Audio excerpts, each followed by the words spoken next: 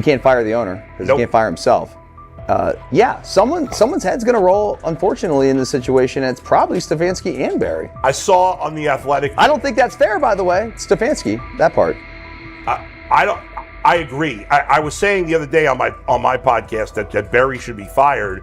And I said I wouldn't fire Stefanski, but a couple of people made the point of saying, well, if you fire the GM, you got to give him a chance to hire his own coach, which is fair. That's true. Mm-hmm. So I would fire Barry. I would hire a new GM.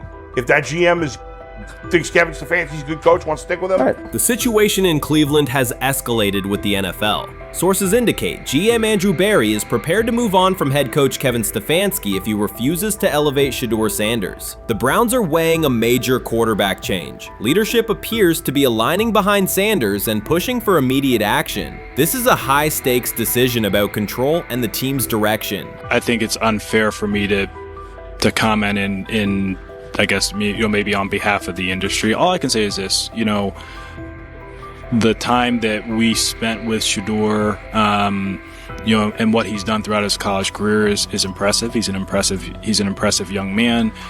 He's a really good quarterback. Sometimes, fit comes into play. And I'd also say this, there are 4 more rounds of the draft. And then maybe lastly, it's less about where you get picked and what you do after you get picked. That's really the most important thing. Getting to know him over the course of the spring, he has a ton of resolve. Andrew Barry appears to be at a breaking point. Pressure from fans and within the organization to play Shedeur Sanders is intensifying. Barry is pushing for a move towards Sanders, while head coach Kevin Stefanski remains cautious about altering the depth chart. The divide is clear. One side wants acceleration, the other a measured rollout. The organization is under heavy scrutiny, and the focus has shifted to when, not if, Sanders sees the field. Has the 4th highest odds of any head coach this season to be fired. He's clearly on the hot seat. It's been a discussion for really a couple of years now, dating back to last season's 3-win season. And he's always had kind of hot and cold seasons. And now the sports books are saying he's 4th on the list. Number 1 is Mike McDaniel of the Miami Dolphins, Brian Dable of the Giants at 2, Shane Steichen at 3, and there is Kevin Stefanski plus 650 to be fired. This has moved beyond tension to outright stubbornness. Rather than elevating Shedeur Sanders, the staff has chosen Dillon Gabriel. The current depth chart looks less like a forward plan and more like resistance to change. Fans have been clear about who they expect to see, yet the organization keeps delaying. Every week without a real evaluation of Sanders slows development and blurs accountability. Cleveland is choosing a conservative approach when a decisive decision is needed, sending a message of uncertainty to both the locker room and the city. Now being the 3rd-string quarterback for the Cleveland Browns, was that so much was made out of unbelievable. He actually made the team as the 3rd-string quarterback. Like that was a big deal. Like that was somewhat of a surprise to a lot of people.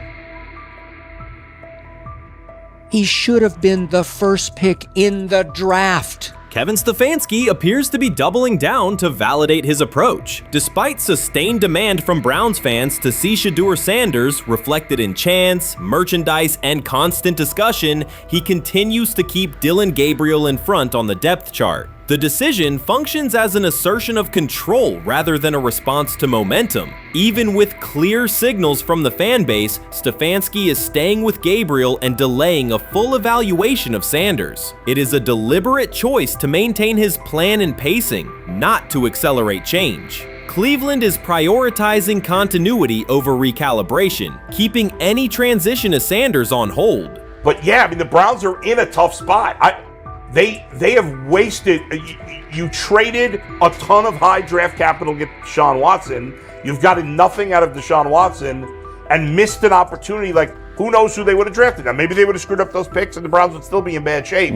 Andrew Berry is likely frustrated watching Dillon Gabriel default to conservative throws while the offense stalls. From a football perspective, this appears to be the hill Kevin Stefanski is choosing to stand on. Keeping Gabriel ahead of Shedeur Sanders has limited the unit's explosiveness and prevented a full evaluation of a higher ceiling option. Drives end quickly, field position flips, and momentum is lost while Sanders remains on the sideline. Fan patience is wearing thin. Each ineffective series intensifies criticism and shifts scrutiny toward the coaching staff's criteria for the depth chart. With every additional snap for Gabriel, the decision reads less like an open competition and more like rigid adherence to a plan that isn't producing results. The optics are clear. A dynamic quarterback sits while a cautious approach keeps the offense in neutral. If this continues, accountability questions will grow inside and outside the building. What performance benchmarks keep Gabriel ahead of Sanders? When will Sanders receive first-team reps in live situations to allow a fair comparison? The front office must decide whether to preserve continuity or pivot toward a timely assessment of Sanders. The longer the current approach stays in place, the more it signals stubbornness rather than adaptation, and the more pressure mounts to realign the plan with on-field output.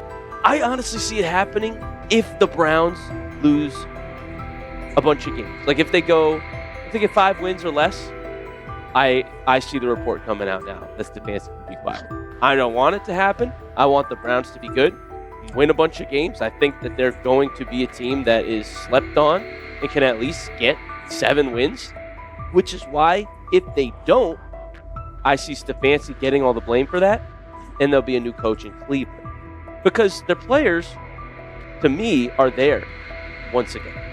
We've talked about the incredible rookie class. The approach in Cleveland lacks consistency. One week, Andrew Berry signals he wants Shedeur Sanders on the field. The next, Dillon Gabriel gets the reps and the plan stays conservative. Through it all, Kevin Stefanski shows limited urgency despite pressure on his job security. Fans are asking for an offense that can push the ball, change field position, and produce points. Instead, the unit leans on short throws and cautious sequencing. Gabriel's play keeps the ceiling low and momentum static, while a full evaluation of Sanders is postponed. The result is growing frustration and a clear disconnect between the front office, coaching staff, and expectations in the stadium. The NFL tried to teach him and his father a lesson. You don't act like that. You don't talk like that before a draft. We'll show you how our game is played. We will watch you plummet all the way. I think he would have gone undrafted except for that owner in Cleveland. And he is the key to everything because he is something of an against-the-grain maverick owner. He's kind of a wannabe Jerry. Fan speculation is growing. Some believe Kevin Stefanski lacks confidence in Shedeur Sanders. Others think he's prioritizing Dillon Gabriel for reasons unrelated to performance. A more extreme view claims Stefanski is manipulating outcomes to secure a buyout. Whatever the motive, the risk is clear. This approach is straining his relationship with GM Andrew Berry and alienating the fan base. Pressure is rising, Berry's patience is running out, and supporters have shifted from requests to demands. If the current plan continues, calls for a change in quarterback and accountability will intensify. Honestly, guys notice it more when you're out winning games, right? If Cleveland starts off in a bad start, they're not doing well, and all of a sudden Shedeur or Dillon Gabriel are doing well in 7-on-7. They're throwing dimes. In practice drills, the number one defense can't stop them. People take notice of that, and the more that the players see it, then the comments start happening over the lunch table. They start happening throughout the building, and that's when the pressure really will get severe. The Cleveland Browns were focused on resolving their quarterback situation until Jason Kelce made pointed comments that triggered a strong reaction from ownership. The response inside the organization was immediate and intense. What exactly did Kelce say that has the dog pound on edge and the front office under pressure? We've seen that miserable game by the Cleveland Browns. So they throw Joe Flacco in there, and I like Joe Flacco. He did good, but they gave him the resource of all the first-team guys. Then they throw Dylan Gabriel in there with first teams and second teams. So Dylan always is getting protected. The same thing again, they gave this scrub max protection on every play. Yeah, he completed some passes, but let's talk about his mistakes. He's still inconsistent with his throws, but he at least had max protection. The Cleveland Browns continue to be defined by inconsistency and avoidable setbacks. Even as fans hoped the organization had turned a corner, Jason Kelce, fresh off retirement, offered a direct critique that reignited doubts about the team's direction. His remarks implied the franchise's structure and decision-making remain unstable and recent progress may not hold. The takeaway for leadership is straightforward. Identify core issues, align on a coherent plan, and execute with discipline. For supporters, it's another sign that the problems run deeper than a single season. They throw Shedeur Sanders in there with the lowest cab drivers you couldn't even get on 5th Street. And I'm pissed off, bro, because the play calling was abysmal. Look, even if you don't like Shedeur didn't even get a chance to be trash.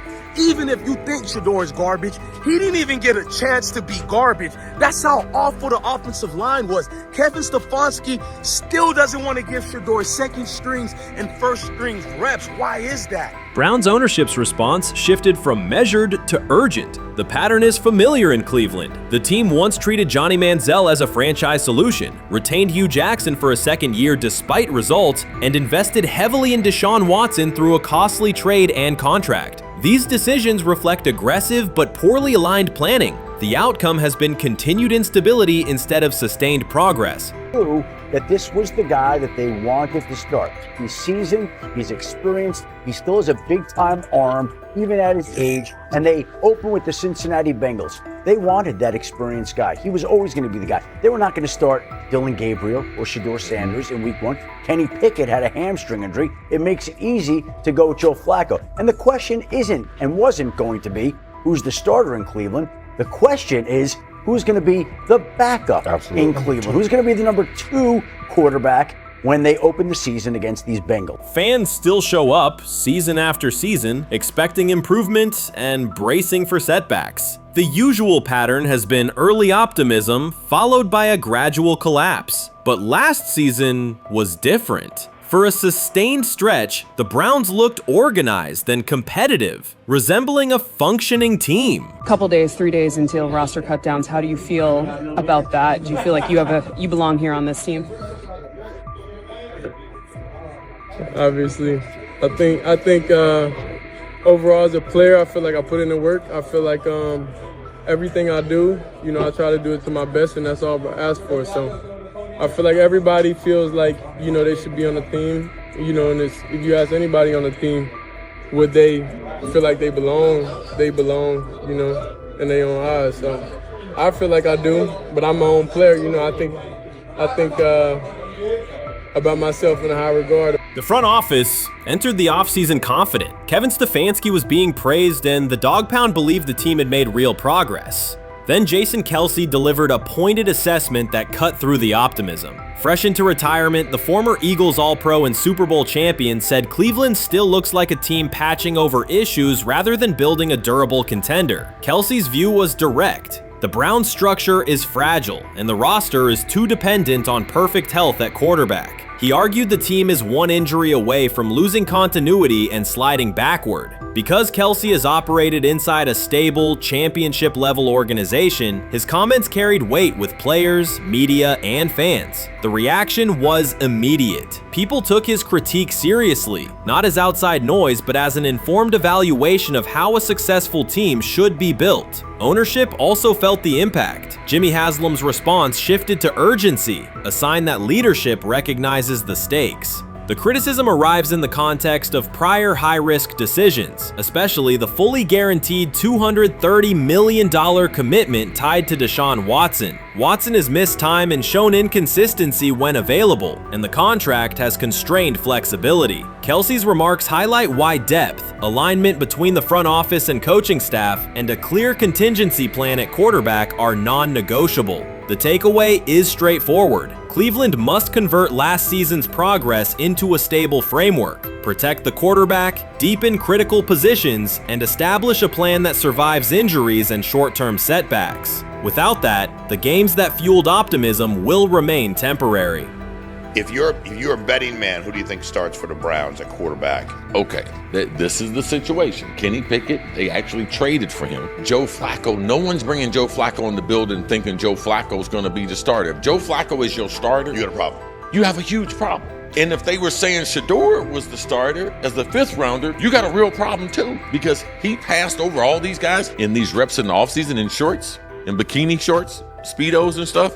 Like, no, that kind of stuff. So I'm not that surprised. When you put down a 3rd round pick on a quarterback, you do believe he has a certain skill set. Jason Kelce stated the obvious. Cleveland committed to a quarterback who hasn't played at an elite level in years, and Joe Flacco's playoff run didn't change the long-term outlook. Ownership appeared more upset that the criticism was public than by the substance of the critique. Many fans agreed. They've seen this pattern before. Rosters age, injuries are inevitable, and when a single contract dominates the cap, one setback at quarterback can undermine the entire season. Kelce's broader point was about structure. The Browns prioritized the high-cost, uncertain starter over depth and contingency. The late-season surge masked issues that remain: limited cap flexibility, thin depth at key positions, and an offense that lacks a credible Plan B. Fans recognize how quickly a strong defense can decline with injuries, and how an offense without redundancy stalls. The AFC North raises the stakes. Baltimore with Lamar Jackson sustains a top standard. Cincinnati with Joe Burrow returns to contention when healthy. Pittsburgh rarely slips below .500 under Mike Tomlin and wins with defense and consistency. In that environment, Cleveland can't rely on perfect health or peak form from one player. The path forward is clear. Diversify cap allocation, reinforce the offensive line and receiver depth, carry a legitimate backup plan at quarterback, and install a scheme that functions regardless of who is under center. Given what we saw yesterday with Shedeur Sanders, somebody on the Cleveland Browns is 100% getting fired, probably by the end of this year. The person who's probably going to end up getting fired is Kevin Stefanski, because I know that he didn't want Shedeur Sanders on the team. It was Andrew Berry who made that pick. You can't really go against your GM. Bad things happen in this situation. But Shedeur Sanders is not without fault for what we saw yesterday. This is the play that we saw yesterday that has the internet just exploding, where Shedeur Sanders took like a 24-yard sack. Half of the internet is saying that this is all Kevin Stefanski's fault. Cleveland showed progress last season, but the underlying concerns remain. Jason Kelce highlighted them directly. The Browns' long-term plan is fragile, cap-constrained, and overly dependent on perfect health at quarterback. His comments focused attention on structural issues, roster depth, continuity in coaching, and a sustainable offensive approach, rather than a single hot streak. That criticism resonated because it reflected what many around the league already see. Ownership's reaction underscored the sensitivity. Jimmy Haslam has presided over frequent coaching and quarterback changes, and external scrutiny carries weight when it comes from a respected veteran with championship experience. Kelce's remarks reinforce that last year's Joe Flacco stretch was a short-term solution, not a foundation. The team still needs a durable plan that can withstand injuries and inconsistency. The practical takeaway is clear: stabilize the system, diversify cap usage, and build depth at key positions so the offense functions regardless of who is under center. That includes a coherent development pathway for younger talent such as Shedeur Sanders, with defined practice reps, protection, and scheme alignment. Kelce didn't say anything outrageous. He articulated the gap between a brief surge and a credible long-term contender. I have the faith of a mustard seed.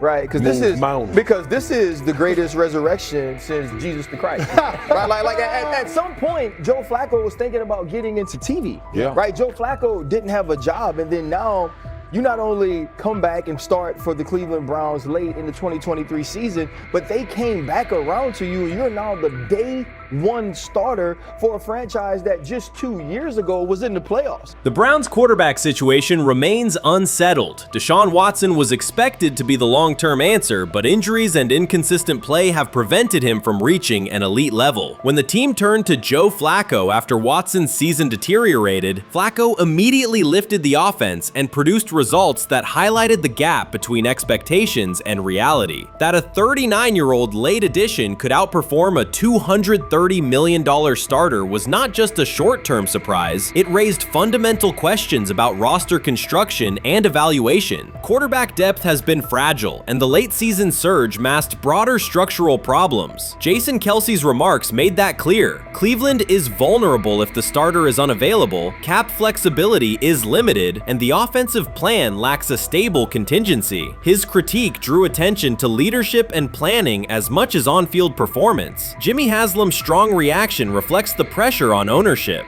The organization has promoted a message of stability and progress, but Kelce's assessment suggested those gains are not yet durable. The path forward requires a realistic approach to the cap, a credible backup plan at quarterback, and a system that holds up regardless of personnel. When he led college football in completion percentage and he threw almost 40 touchdowns for over 4,000 yards, how tall was he? Because they make it seem like he shrunk all of a sudden, RC. Oh, how lively was his arm? Because all I know is somebody did that. Somebody threw for over 4,000 yards, somebody threw for almost 40 touchdowns, and somebody led college football in completion percentage. Now, I'm trying to figure out, what I try to figure out all the time, Mel, is how a guy that hadn't played football in almost 5 months. Shannon Sharpe has publicly defended Shedeur Sanders and criticized those questioning him. Sanders has earned higher recognition and some fans are responding negatively. Although there's debate about whether he belongs on a second team list, Sharpe maintains that Sanders' career is clearly ascending. Reactions on social media are mixed. Some users are angry, others are surprised, and a few say they anticipated this result. The conversation remains active. When reports confirmed that Shedeur Sanders had been elevated from second team to near top tier status, Shannon Sharpe issued an emphatic response. He delivered a detailed rebuttal to critics, underscoring why Sanders deserved the promotion and directly challenging those who doubted the decision. I don't think that he was underprepared during these meetings. I don't believe any of these stories that he showed up arrogant and that he was bombing his interviews. I mean, you watch the film, he's on time, he's on point.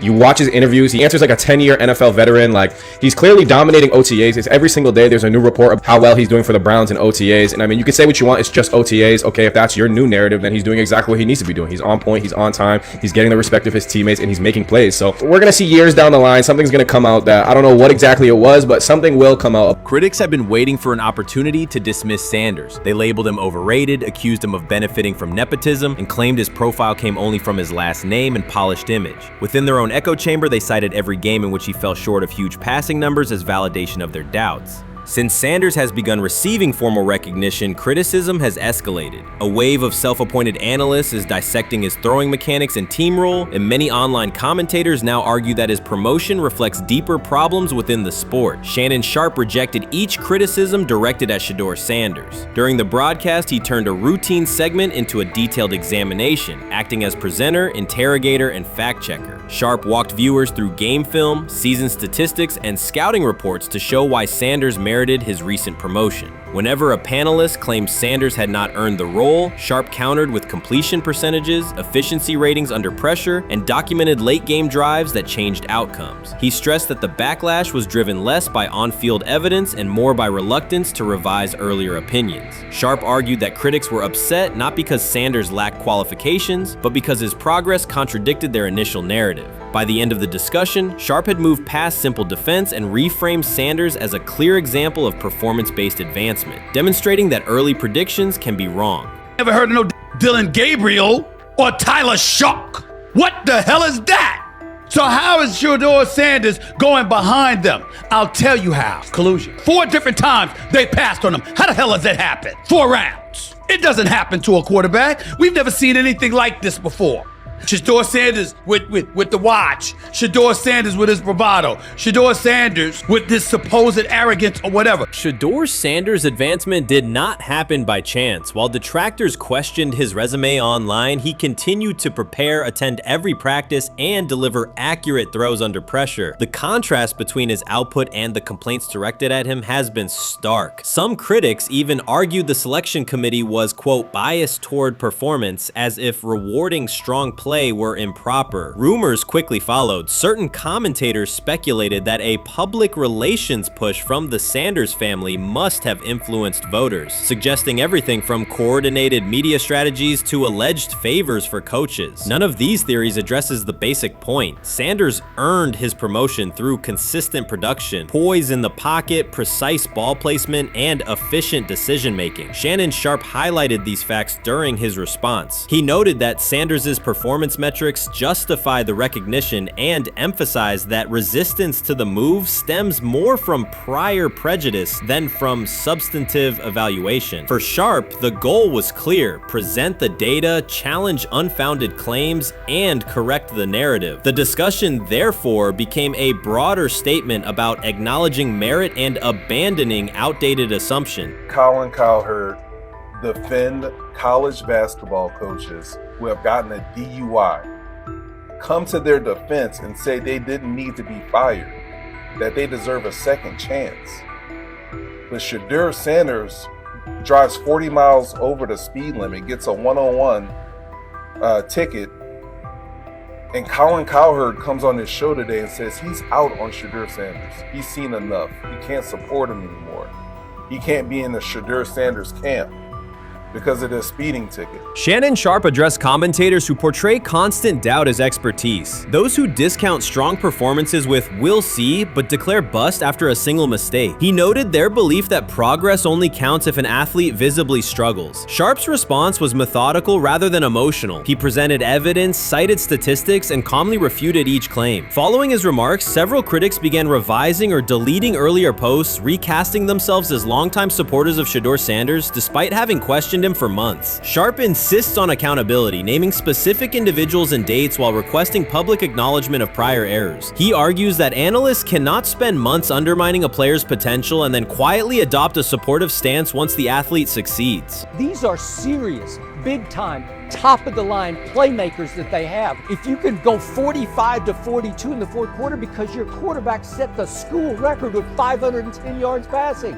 He was flawless. Shedeur is big time. I didn't know for sure, will it translate to the next level of competition? Yes, it might translate to the next level of competition as he can play. Critics who once claimed Shedeur Sanders was unprepared now hesitate to acknowledge their mistake. They resist retracting earlier comments and struggle to accept that an athlete can succeed without their approval. Sanders continues to share practice clips and game highlights without engaging the debate, while Shannon Sharpe documents every dismissive remark, ready to revisit them on national television. The disapproval did not slow Sanders. It underscored his progress and exposed the gap between perception and performance. As a result, the conversation has shifted. Analysts who doubted him now describe him as undervalued and publish detailed evaluations of his mechanics and game management, suggesting long-standing familiarity with his career. In a matter of weeks, critics have recast themselves as advocates, demonstrating how quickly opinion can change when consistent results leave little room for doubt. Shannon Sharpe signaled that his commentary is not over. He considers Sanders' advancement a positive outcome for every athlete who has been overlooked or criticized for having confidence. Sharpe stressed that analysts do not have the authority to determine who deserves recognition based on personal preference. The reaction to Sanders' promotion, he argued, revealed how quickly opinions can shift once results are undeniable. Sharpe pointed out that many vocal critics became quiet when confronted with objective performance data. This exchange, Sharpe insisted, reached beyond defending a single quarterback. It challenged the practice of dismissing achievements that do not fit familiar narratives. He reminded viewers that success does not require external approval and that consistent talent will surface despite online commentary intended to minimize it. While critics reconsider their positions, Sharpe remains steady, assigning credit to the athlete and allowing the scoreboard to confirm the argument. In his view, the statistics speak clearly enough. Sharpe also emphasized that the intensity of the backlash must be placed in context. College football is a volatile environment where unexpected outcomes are common. Therefore, declaring failure based on incomplete evidence only weakens the credibility of sports analysis. The discussion underscored the need for measured evaluation rather than reactive judgment. Dak Jackson and him and everybody else that we talked to have said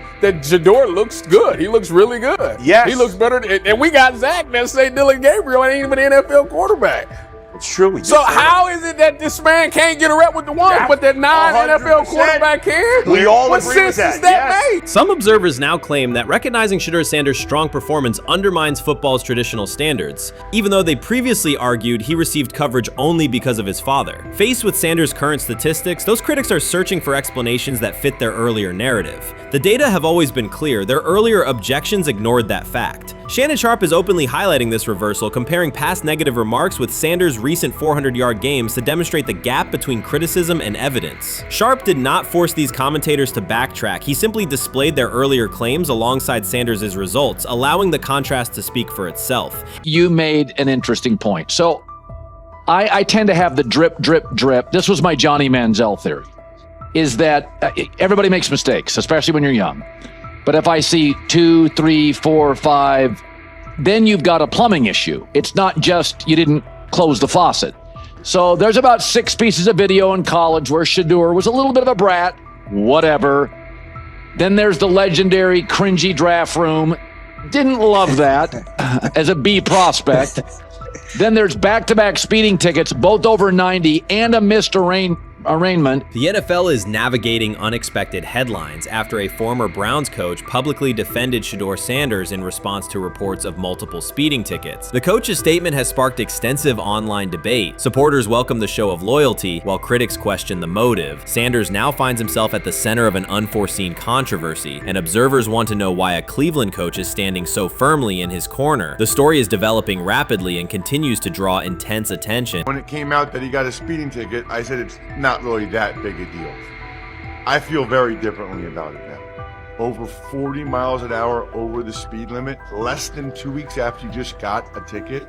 I don't know if that's entitlement or immaturity. There's got to be some teams that are feeling very good right now that they didn't draft him. Observers are focusing on Shedeur Sanders' recent speeding ticket, treating the violation as a measure of his character and sidelining his athletic, academic, and philanthropic accomplishments. The incident, driving 15 miles per hour over the limit in a borrowed Lamborghini, has drawn sharp criticism. In response, a former Cleveland Browns coach has taken the opportunity to comment, even though the franchise is widely viewed as unstable due to its frequent coaching changes and limited on-field success. By defending Sanders, he presents himself as an authority on discipline and leadership. The statement, coming from an organization seldom praised for stability, has nonetheless attracted considerable attention across the league.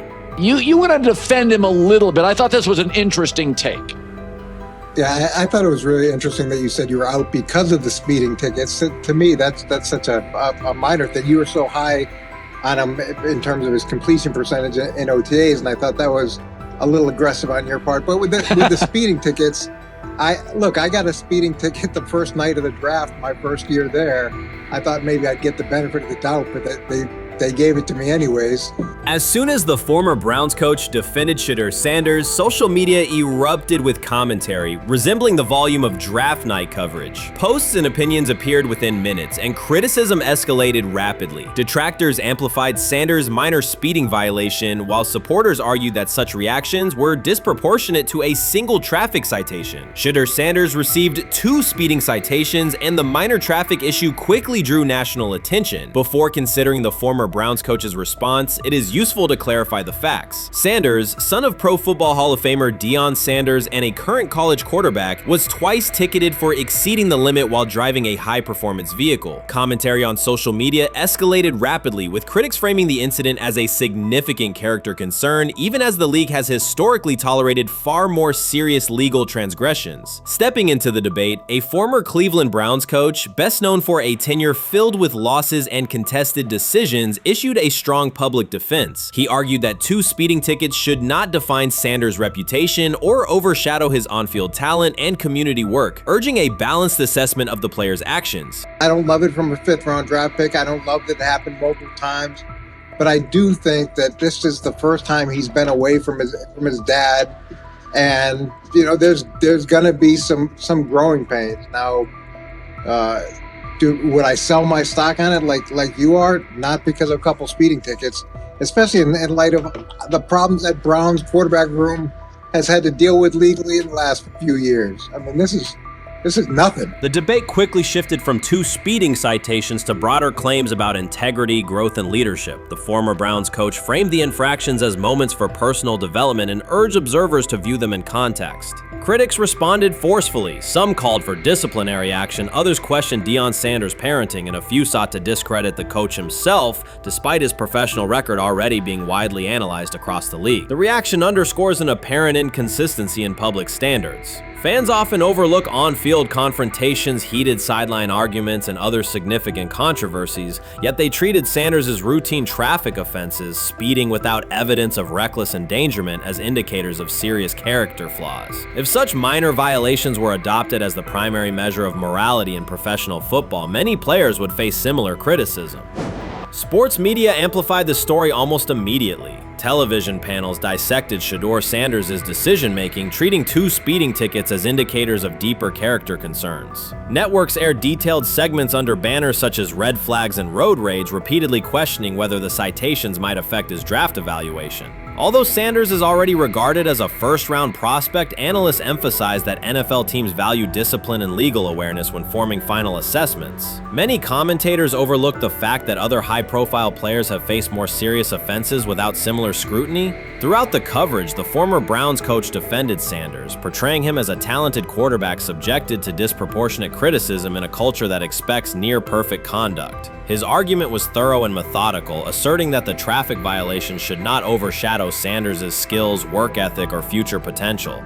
Commentators point out that the coach's intervention was not entirely selfless. He recognized the publicity potential. One day he was an overlooked figure from a struggling Browns era, the next he was a trending name across sports media. The discussion quickly expanded beyond Sanders' speeding citations to questions of image management and narrative control. Critics demanded disciplinary measures, public apologies, team sanctions, and formal statements, yet their objections seemed directed less at the traffic infractions themselves and more at Sanders' high profile, confidence, and resistance to traditional expectations. In practical terms, Sanders' brand remains intact. The coach secures renewed relevance, and the episode supplies another headline in the ongoing story of modern football. The next time Sanders is seen in a high-performance car, the debate will likely reignite, focused not on speed limits, but on the broader culture of the league. Meanwhile, new voices continue to join the conversation. Broadcaster Colin Cowherd has already weighed in, offering his own reassessment of the incident and its broader implications. Breaking news, Shedeur Sanders last night was pulled over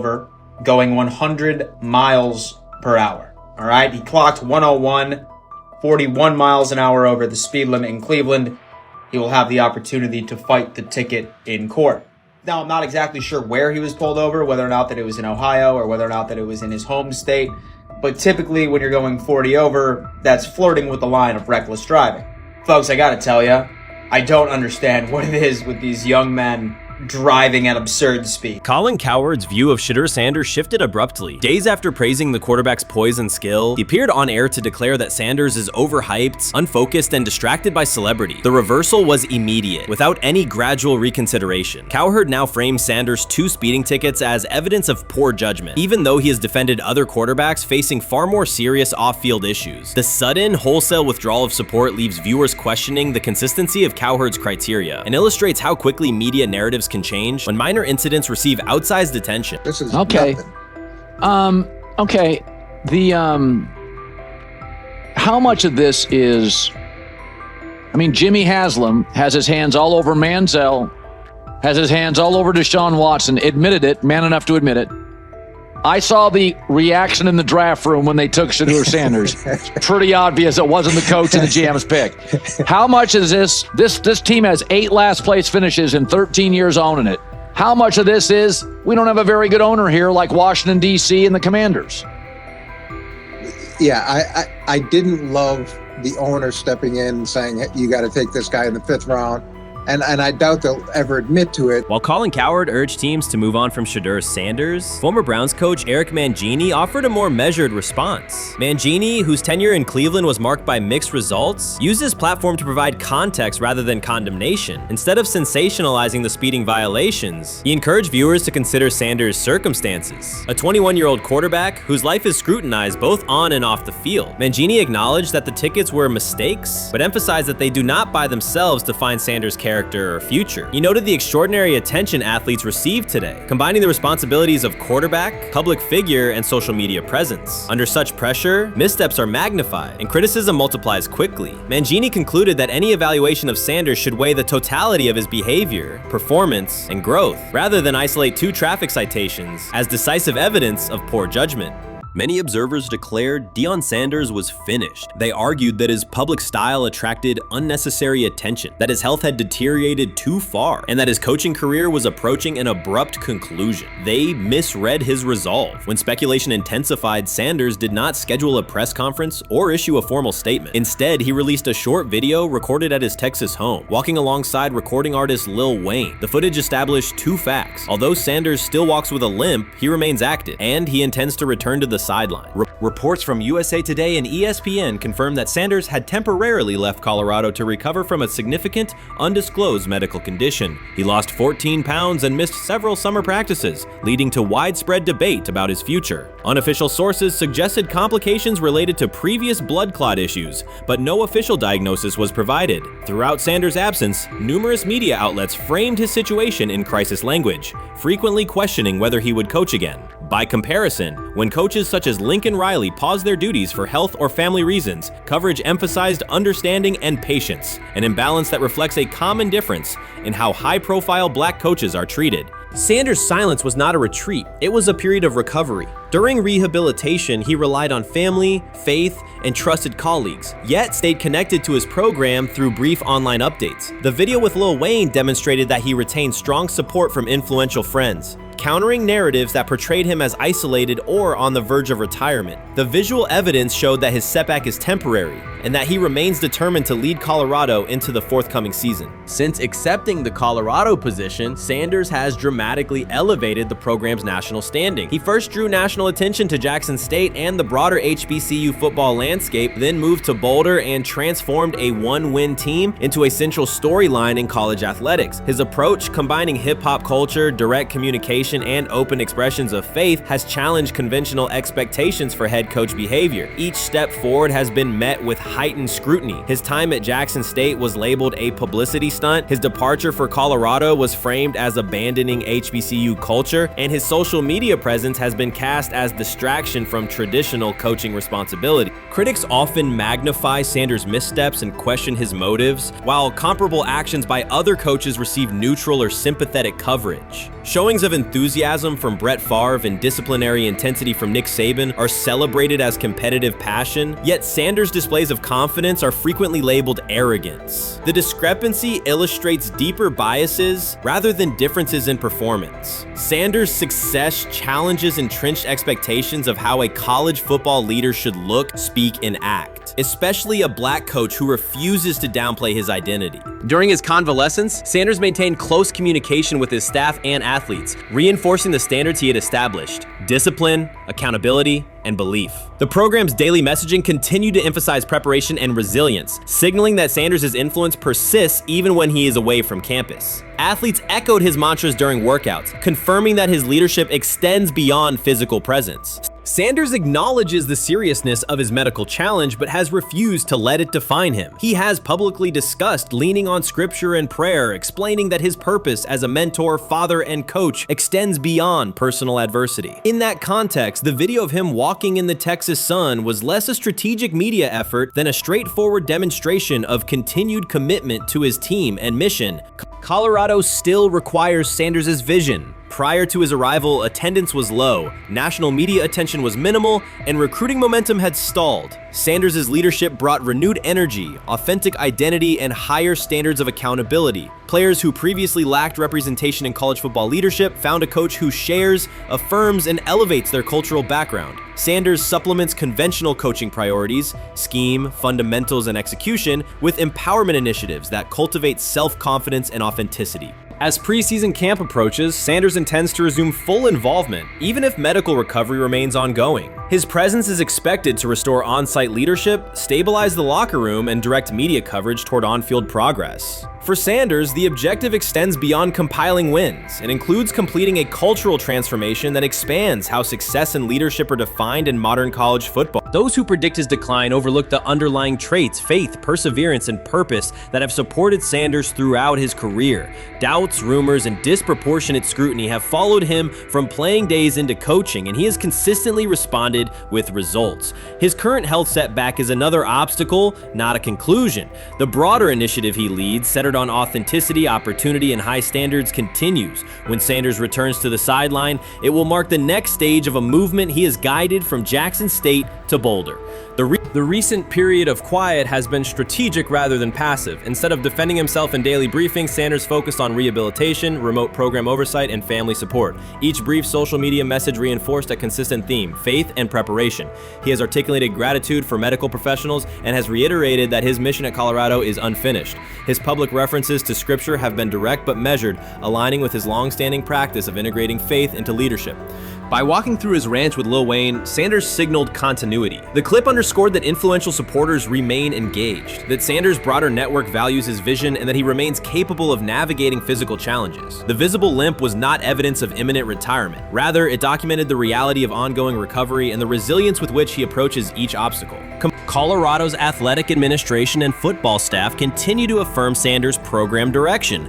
Recruitment communications cite his established record in fostering cultural relevance and national exposure. Prospective athletes respond to a coach who presents a transparent path to development, both on and off the field. Current players refer to Sanders' coaching points with clarity, citing specific drills and expectations that remain unchanged during his absence. These indicators demonstrate that the core structures Sanders implemented are functioning and that his return will be an amplification, not a restart. Criticism regarding Sanders' public persona often conflates media style with coaching substance. Analysis from opponents suggests that social media engagement dilutes football preparation, yet Sanders' staffs emphasize time management and delegation. Defensive and offensive coordinators handle in-game adjustments, while Sanders directs overall culture, recruitment, and leadership. He has articulated that visibility serves to amplify program accomplishments and enhance player opportunities, not replace strategic football planning. Some commentary has attempted to reframe Sanders' health issue as evidence that his coaching model is unsustainable. The argument ignores the documented health challenges faced by numerous coaches across levels of competition. For example, college coaches recovering from heart procedures or joint replacements have returned to successful seasons after appropriate medical clearance. Sanders' case follows a comparable trajectory. Medical complications require temporary separation, structured rehabilitation is prioritized, and a managed return is planned. Institutional medical protocols at Colorado dictate clearance requirements. Sanders will meet those before resuming full sideline duties. Colorado's players have expressed public confidence in Sanders' eventual return, citing regular virtual check-ins and continued accountability. Several athletes noted that positional meetings included recorded messages from Sanders reinforcing tactical goals and personal discipline. These details confirm that Sanders has remained actively engaged, albeit remotely, and that team culture remains aligned with his principles. Looking ahead, Colorado's schedule will attract national attention, both for on-field competitiveness and the storyline of Sanders' comeback. Analysts will evaluate how quickly he reestablishes day-to-day rhythm and whether his physical limitations influence practice oversight. Internal planning accommodates gradual escalation of responsibilities, with medical staff and strength and conditioning personnel contributing to phase reintegration. The broader significance of Sanders' return extends beyond Colorado. His visibility continues to challenge prevailing narratives about leadership styles and pathways in college athletics. By prioritizing authenticity, open articulation of faith, and cultural expression, Sanders offers a contrasting template to more conventional models. His eventual recovery and sideline presence will reinforce the argument that diverse leadership profiles can succeed in elite collegiate competition. In summary, rumors of Deion Sanders' coaching demise were premature. Verified reports confirm a substantial but temporary medical setback. He used the time away to focus on health, sustain program engagement, and rely on a support system anchored in family, friends, and faith. His recent public appearance demonstrated active recovery and reaffirmed his intention to resume leadership in Boulder. The forthcoming season will test Colorado on the field, but it will also underscore the durability of Sanders' vision, one that combines competitive ambition with cultural resonance. Observers who continue to question his longevity overlook the resilience and purpose that have defined his career. Sanders' return is imminent, and the movement he leads remains intact. Shedeur is lighting it up in practice every day. You're not even a half bit curious to see what he could do with the ones. That makes no sense. And then on top of all of that, you got players going on podcasts and talking to people in the media saying this guy is really good. Like, this guy is legit. So even your peers respect you enough. How is it that the coaches can't see that? It always starts with the players, where the players like, hey, you see that? You seen that pass he threw? The Cleveland Browns were taken by surprise when quarterback Shedeur Sanders stepped in for first-team snaps, asserting control of the drill and instantly highlighting deficiencies across the rest of the room. His confident command forced coaches to pause practice clips, reevaluate progressions, and consider immediate adjustments to the depth chart. Within minutes, discussions spread throughout the facility and online forums as fans weighed what Sanders' showing means for the current starters. The organization now faces an urgent, data-driven decision on whether Sanders should move up permanently. Shedeur Sanders arrived at Browns practice, took several first-team reps, and the entire quarterback group immediately felt the pressure. Coaches erased the whiteboard and reviewed their plans. Staff members exchanged concerned comments, and observers began asking whether Sanders was positioned to assume a larger role. Tony, every year we see at least 1 to 2 teams. They were in last place in their division the year before. No one thought they'd be good, and then they were good. It almost seems like no one's even assuming the Browns can be that, but we see it happen every year. And I get the quarterback stuff, but correct me if I'm wrong, Tony. The Browns are trying to run the football, play good defense, not turn the ball over in the passing game, and try and take advantage when they can, correct? That's what they're trying to do. That was the 2020 offense. The Cleveland Browns are still searching for stability at quarterback. Deshaun Watson is yet to deliver consistent starter-level production that justifies his contract, and each game renews doubts about whether he can regain peak form. Behind him, rookie Dorian Thompson-Robinson shows promise but remains inexperienced and unpolished. Coaches are evaluating alternatives each week and may need to adjust the depth chart if progress stalls. The roster around them is built to contend now, so ongoing uncertainty under center is increasingly costly. As we talk about, we do believe in best player available. We do believe in positional value, and we didn't necessarily expect him to be available in the in the 5th round, and so we love adding competition to every position room and adding him to compete with the guys that are already in there. We felt like that was the appropriate thing to do. The Browns quarterback group is unsettled. Deshaun Watson has yet to provide the reliable, high-level play his contract demands, while rookie Dorian Thompson-Robinson remains promising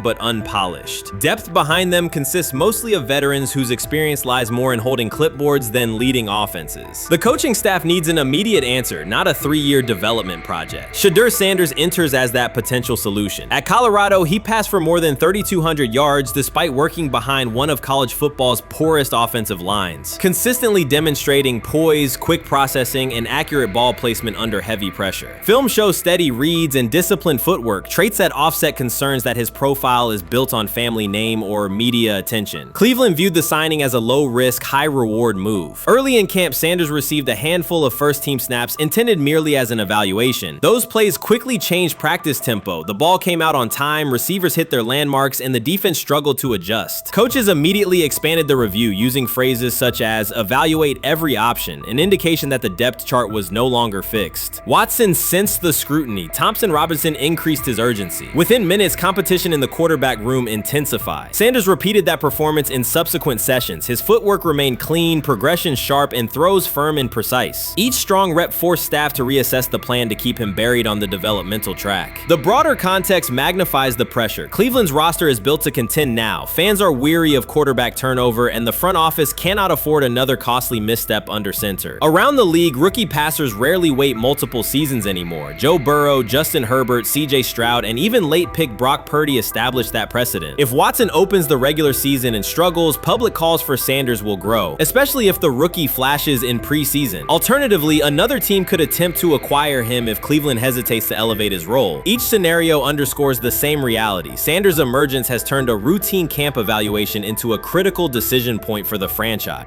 And we saw Dillon Gabriel go 11-11 with the first team, Shedeur Sanders go 11-11 with the second unit. So that was really the big wrinkle today.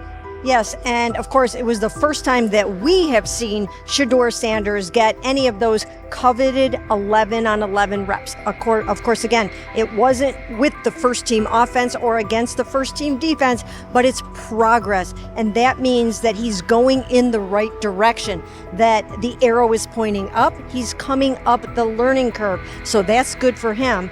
And I actually thought just overall, he had a better day than Dillon had today. He completed more passes. He was more on point.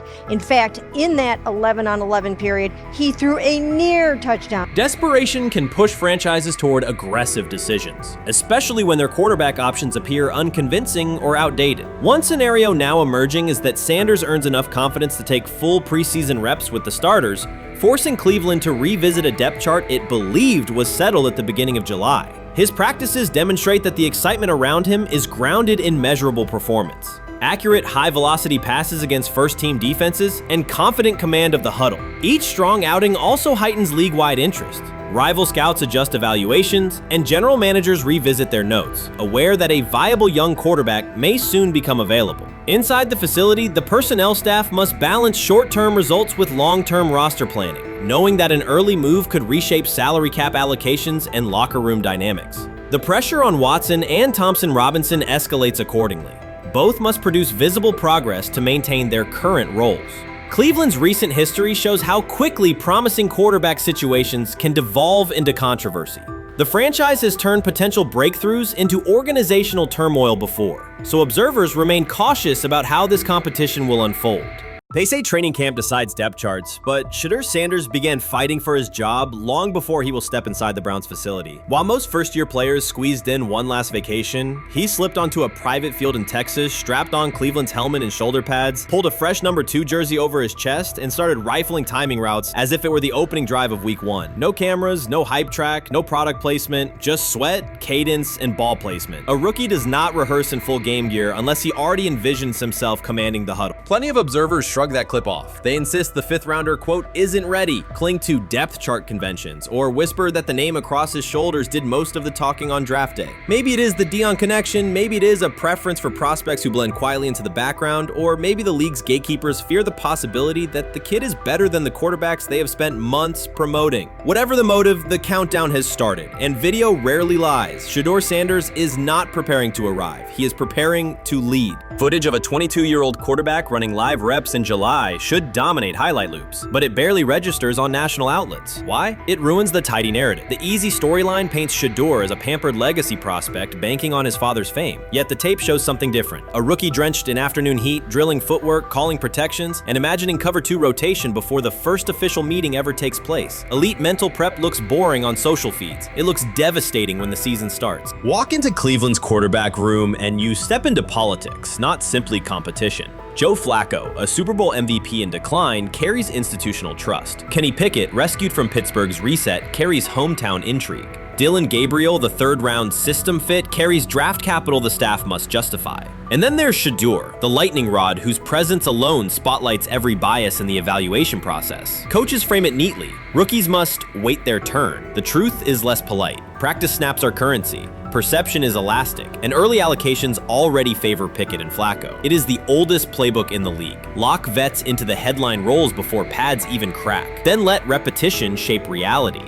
Sanders refuses to cooperate. He is not a 4th-string camp arm. He has engineered game-winning drives under national scrutiny, operated against live blitz looks most prospects never face, and more than any quarterback in the room, documented his own off-season obsession. No social media rollout, no brand consultant, just pads, cleats, and an unlit practice field. If his last name were Smith, pundits would label him the sleeper of camp. Instead, politics trails every throw. Training camp rotations expose organizational intent. Beat writer Fred Greetham already reports that Pickett and Flacco will open with first-team reps when veterans report July 23rd. Gabriel grabs the developmental snaps, leaving Sanders the leftovers. That isn't performance-based, it's narrative-safe. Gabriel doesn't threaten hierarchy, Sanders bends gravity. Watch the details. Does Shedeur steal 11-on-11 snaps with the 2s? Does he run red zone installs or 2-minute drills? If he does, coaches are admitting he is forcing his way in. If he doesn't, they are postponing the inevitable. Either way, the private field reps have sharpened his timing and condensed his release. He is not hoping for an opportunity, he is prepared to seize one the instant it appears. Cleveland's joint practices amplify that tension. First come live periods against the Panthers, then sessions with the champion Eagles. Those reps belong to the starters, so Flacco and Pickett will absorb most of Carolina's disguised pressure and Philadelphia's exotic fronts. Sanders' proving ground will be the preseason opener on August 8th. Under the stadium lights, he will get entire series, real reads, pockets collapsing for real. If his command mirrors the footage from Texas, coaches will have to answer why he never saw earlier work.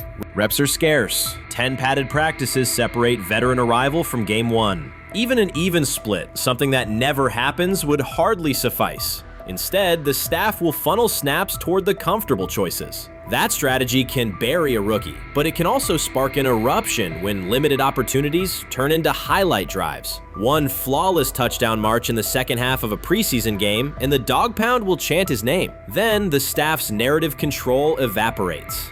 Criticism of Sanders has never matched the scrutiny applied to his peers. Analysts nitpick a ball pat, a foot angle, a pump fake, Pickett's inconsistency, Flacco's diminishing velocity, Gabriel's college system crutches. Discuss politely, if at all. With Shedeur, the critiques arrive as coded doubts. Does he rely on the family brand? Is he coachable? Can he stay humble? That double standard is as old as the league's resistance to outspoken black quarterbacks. Add Deion's unapologetic persona, and each Sanders rep becomes a referendum on establishment comfort levels. Shedeur answers not with rebuttals, but with work. Work captured in silent footage more deafening than any debate show monologue. Quarterback drama masks broader roster cracks. The Browns receiver group is crowded yet unproven. The safety room failed to create turnovers a year ago. Interior defensive linemen are still rehabbing, and the offensive line must retool on the fly. Which quarterback can navigate that turbulence? Flacco's pocket mobility is limited. Pickett's confidence remains fragile. Gabriel is months away from processing NFL disguises. Sanders, forged by perpetual doubt, offers poise under chaos and meticulous preparation, a combination this franchise has lacked since, well, almost forever. Forget politics, depth chart etiquette, and recycled sound bites about developmental timelines. The only metric that counts now is who did the work. Sanders pounding through full gear scripts in late June is not vanity, it's vision. While the league sleeps, he refines his drop steps. While media speculate, he rehearses third down checks. He has already decided what he is. The organization must decide if it can recognize it in time. The preseason will provide the answer. Live bullets, real blitzes, stadium noise. When those throws leave his hand under pressure, no one will discuss ball pats or surnames. They will ask how a quarterback this prepared slipped to round 5. And if the performance matches the preparation, excuses about lack of reps will dissolve. It will be production against perception, and Shedeur Sanders has been producing where no one could see. Ready is the wrong word. He has been ready.